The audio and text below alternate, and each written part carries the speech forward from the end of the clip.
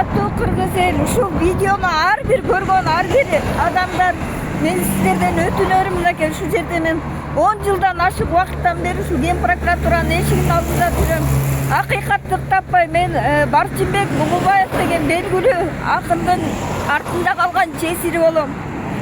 Артында калган 3 кызынын апасы болом.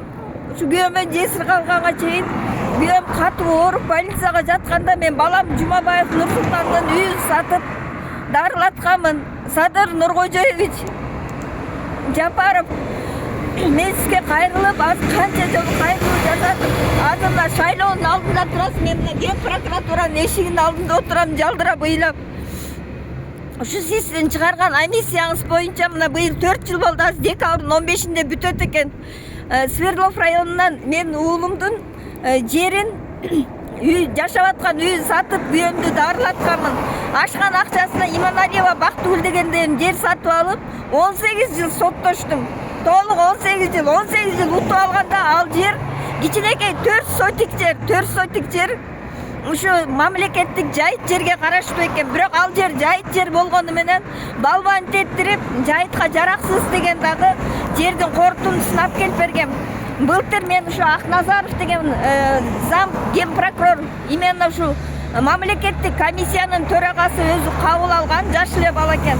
Эже сиздин жериңиз чечилет деп туруп, мен чечип беремин. Милициянын ошол жерде үй бар экендиги боюнча токтом алып келип бериңиз деген. Мен ал токтомду да алып келип колдоруна бергенмин. Ана мынакей азыр Уран деген бүгүн 7-июль 2026 жыл. Мына кечки саат 5 болду. Саат 2'de келген мына кабыл алынбай. Мынакей азыр Ген прокуратурада отурам, кабыл алынбай, менин маселем чечилбей атат. Акназаров чечилет деген жерди мына азыр Уран деген ДЖС'тин начальниги менен Свердлов районунун акими Медер Амангелдиев экөө аны только госкомиссия чечет деген. А госкомиссияга бердик деген мурунку жумада. Сиздикин ошол чечет, госкомиссияга бердик деп. Эми болсо ал госкомиссияга чечилбей калды, биз өзүбүз чечебиз дейт. Сиздики жатпайт экен, чечилбейт дейт. Чечилбей аткандын бир причинасы, эгерде чечилбесе Ген прокурордун замы Акназаров ушу жердин комиссиясынын төрагасы чечилет деп айтпайт эле да. Ал жерде болгон Советский көчө менен Объездная көчөнүн кесилишинде чоң торговый точка, мурдагы ачымдагы бул жерде сатканга, бизнес точкага сатканга аябай кызыктар болуп, жерди чечпей атканда мен ушул жакта видео обращение кылсам, мурдагы акимдин атын унутуп калдым. Аны болсо ротация кылып башка жака алып келип, Амангелдиев Медер деген баланы алып келген. Чечип берем деген азыр мына телефонду да албайт, чечем деп да айтпайт. Азыр болсо чечпейбиз деп атышат. Мен канчадан бери видео обращение кылып атам. Садыр Нуркожоевич Жапаров, сиздин амиссияңызга каршы иштеп атышат.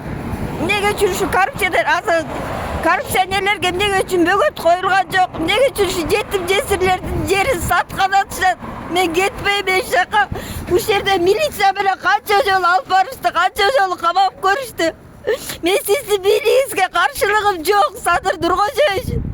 Сиз президент болордон наоборот мен колдоп чыккам, канча ырларды жазып, Facebook'та канча колдоп чыккам.